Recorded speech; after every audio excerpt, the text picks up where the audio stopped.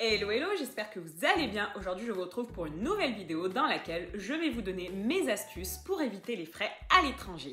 Donc je ne sais pas vous, mais moi cet été je suis partie à l'étranger, je suis partie en Norvège. Et peut-être que comme moi, vous vous êtes posé la question comment je vais faire pour ne pas avoir de frais. Peut-être que vous, dans votre cas, vous avez eu des frais et vous vous êtes dit « oulala, ça commence à faire beaucoup ». Je ne sais pas si vous avez quantifié ces frais. En tout cas, moi, ce que je peux vous dire, c'est que j'ai eu 0 frais quand je suis partie en Norvège. Et donc, je suis partie en Norvège, mais j'ai aussi traversé l'Allemagne, le Danemark, la Suède, la Finlande et la Norvège. Et sur tous ces pays, j'ai eu 0 frais. Du coup, je voulais vous donner un petit peu mes astuces parce que je me suis rendu compte dans mon entourage que ce ne sont pas forcément des astuces qui sont connues. Donc, je me suis dit peut-être que d'autres personnes, voilà, seront intéressées également par ces astuces. Si vous partez, par exemple, ces prochains mois, en septembre, etc., pour éviter le monde de cet été, peut-être que ces astuces vous seront bien utiles. Alors, ma première astuce, et c'est surtout cette astuce-là qui compte, c'est la plus grosse astuce, c'est d'avoir une carte bancaire qui ne vous facture pas de frais à l'étranger. Si vous avez une carte bancaire de banque classique, il y a fort à parier que votre carte bancaire, du moins votre banque, vous facture des frais quand vous êtes à l'étranger. C'est ce que la majorité des banques font. Ou alors peut-être que vous les avez négociés avec votre banquier. Donc ça, dans ce cas, c'est très bien. Mais si vous ne les avez pas négociés et que votre banque ne veut pas en entendre parler, ce qui est souvent le cas des banques, ce que je peux vous conseiller, c'est de prendre une banque en ligne. Les banques en ligne, elles proposent des cartes bancaires avec 0 frais à l'étranger, quasi dans tous les pays du monde. Et ça, c'est super pratique. Moi, personnellement, j'ai la carte Boursorama. Je suis chez eux depuis... je dirais 5 ou 6 ans, donc je peux vous faire part de mon expérience, mais à chaque fois que je suis partie à l'étranger, je n'ai jamais eu de frais.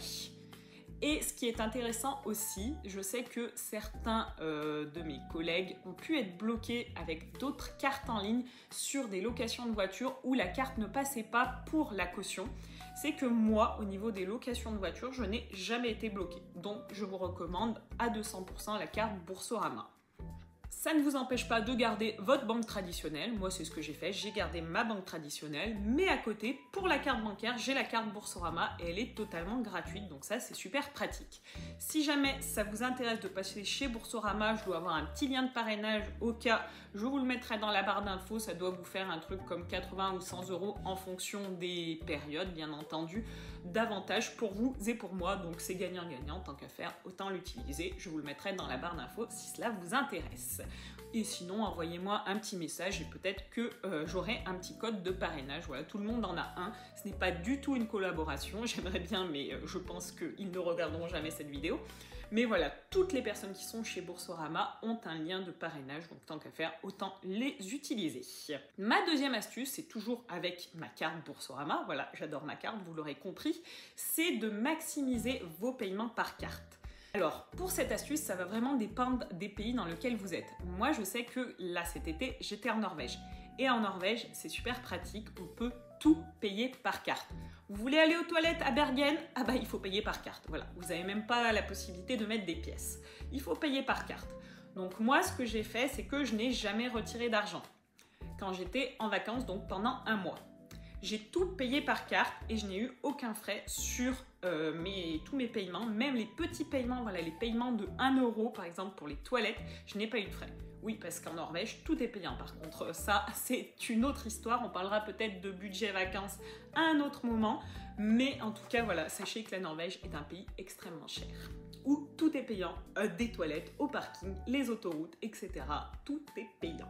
Si vous pouvez, si vous êtes dans un pays qui favorise les paiements par carte, payer par carte, ça sera toujours plus avantageux si vous n'avez pas de frais sur votre carte. Par contre, si vous avez besoin de liquide, ce que je peux vous conseiller, donc moi par exemple quand j'étais allée en Turquie, j'avais besoin de pas mal de liquide parce que c'est pas un pays qui sont habitués trop à utiliser la carte pour des petits montants. Si vous voulez acheter des souvenirs, des trucs comme ça sera toujours en liquide. Donc moi ce que j'ai fait, c'est que j'ai fait un gros retrait dans un distributeur. C'est pour moi la manière la plus avantageuse d'avoir du liquide dans un pays. Ne faites pas d'échange à l'aéroport, vous allez avoir des frais qui sont assez énormes.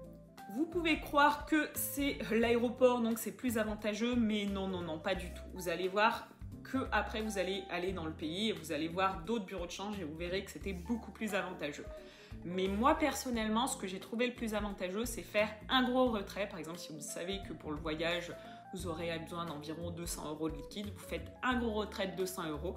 Donc à ce moment-là, vous aurez des frais de retrait, mais au moins ils seront comptés qu'une seule fois et ça limitera les frais. Si vous voulez faire du change avant d'aller dans le pays avec votre banque, ça c'est pareil, franchement c'est pas du tout avantageux, vous allez vous taper des gros frais, voilà, c'est pas quelque chose que les banques sont habituées à faire, enfin si elles sont habituées à le faire, mais elles sont habituées à le facturer énormément parce qu'en fait il n'y a pas énormément de gens qui demandent ce service. Donc quand les gens le demandent, c'est qu'ils sont un petit peu coincés, donc elles en profitent et vous facturent des frais assez énormes. Donc ça, voilà ce qu'on faisait quand on était au collège, que nos parents nous donnaient des livres pour aller en Angleterre, etc. Les frais étaient énormes, donc si vous pouvez, je vous conseille de ne pas faire ça. C'est très pratique si vous avez des enfants que vous voulez leur donner directement la monnaie locale du pays, que vous les envoyez en colonie ou je ne sais quoi. C'est très pratique parce qu'au moins vous ne vous posez pas de questions.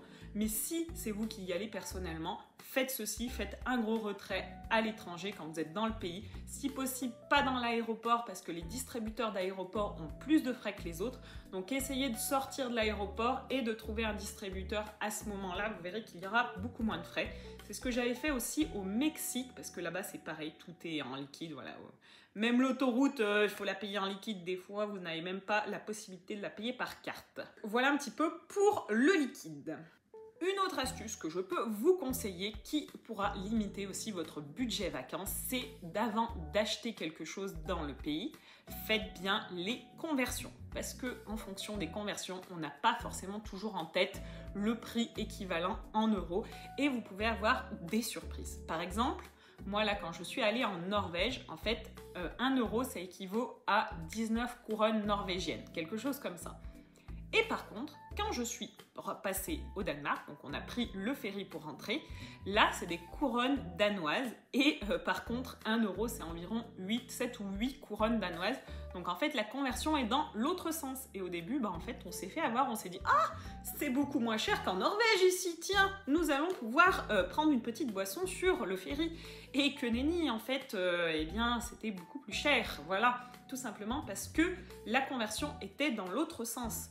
Donc si vous pouvez, essayer de bien penser à faire les conversions pour avoir vraiment l'idée du prix réel. Voilà, moi ce que je faisais c'était Google et je mettais conversion couronne norvégienne euro et vous avez un petit comparateur, un petit convertisseur qui s'affiche que vous pouvez utiliser et ça c'est vraiment très très pratique quand on n'a pas forcément l'idée en tête de la monnaie. Donc quand c'est des monnaies assez équivalentes ou avec des facteurs 10, des choses comme ça, c'est assez simple.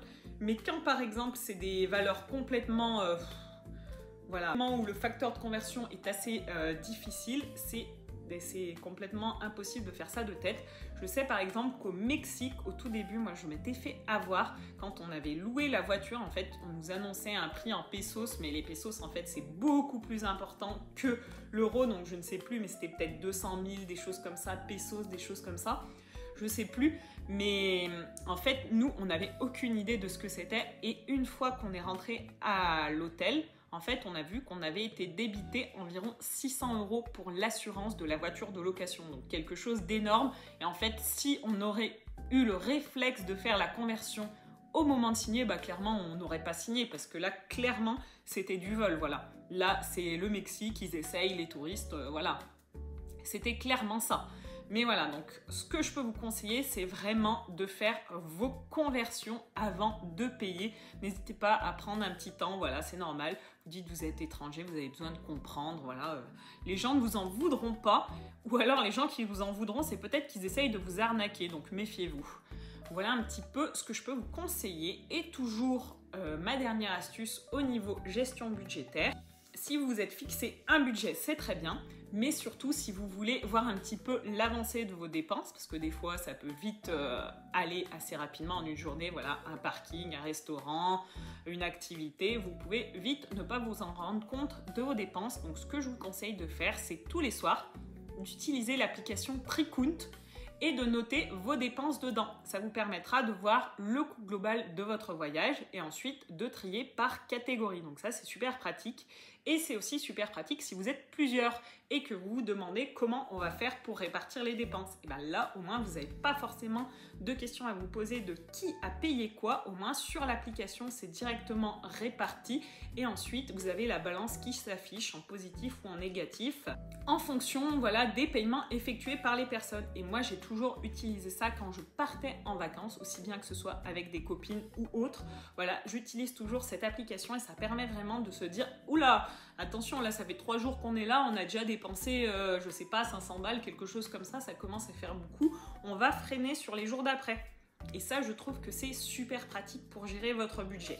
Et surtout pour vous permettre aussi de vous rendre compte de la valeur des choses. Ça vous oblige en fait à aller voir sur votre compte combien vous avez été débité et de voir un petit peu voilà, si vous vous êtes fait arnaquer ou pas. Parce qu'à l'étranger, voilà, ce qu'il faut dire, suivant les pays, on est souvent un petit peu considérés comme des porte-monnaies sur pattes, les touristes.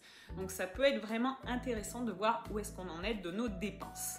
Donc voilà un petit peu pour mes petites astuces rapides pour éviter les frais à l'étranger et mieux gérer votre budget. J'espère vraiment que cette petite vidéo vous aura intéressé. Si vous avez d'autres astuces, je suis preneuse, mettez-les dans les commentaires. Si on peut s'entraider, ça serait au top. Et si vous voulez m'aider et me soutenir dans ce projet de reprise de cette chaîne YouTube sur la partie budgétaire, investissement, finance, n'hésitez pas à commenter le mot voyage. Voilà, le mot de la fin sera le mot voyage et n'hésitez pas à me dire quel est votre prochain voyage de prévu et bien entendu tous les likes, les partages m'aident aussi beaucoup donc n'hésitez pas et en attendant je vous fais plein de bisous et je vous dis à très vite sur la prochaine vidéo. Ciao ciao.